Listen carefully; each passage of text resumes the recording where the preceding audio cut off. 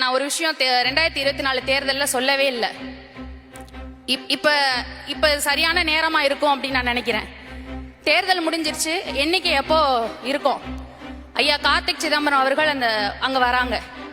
வந்து தேர்தல் எண்ணிக்கையின் போது முடிச்சிட்டு வெளில வரும்போது, என்ன புரட்சி பண்ணிட்டு இருக்கீங்களா அப்படின்னு கேக்குறாங்கன்னு. ஆமா, புரட்சி தான் பண்றோம் அப்படின்னு சொன்னேன். நான் இங்க இருக்கோம், சற்று தொலைவில் அவர் நிற்காரு, காவல்துறை அனைவர்களும் இருக்காங்க, நம்ம பொறுப்பாளர் எல்லாம் இருக்காருங்க.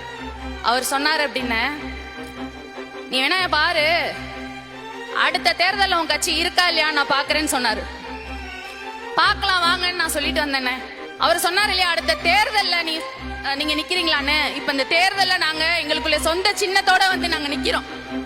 எனக்கு தெரிஞ்சு தமிழ்நாட்டை தனியா நிக்கிற ஒரே கட்சி நாம் தமிழர் மட்டும்தான். அவங்களுக்கு தான் வாக்கு வங்கி எவ்வளவு இருக்கு தெளிவா சொல்ல முடியும். மற்ற எந்த அரசியல் கட்சியா இருந்தாலும் சரி, எல்லாரும் கூட்டணியோட தான் நிக்கிறாங்க. அதனால அவங்களுடைய வாக்கு வங்கி எவ்வளவுன்னு தெரியாது. அதனால வளருதுன்றது எந்த அளவுகளை வச்சு சொல்றீங்கன்னு சொல்லுங்க, அதுக்கப்புறம் நம்ம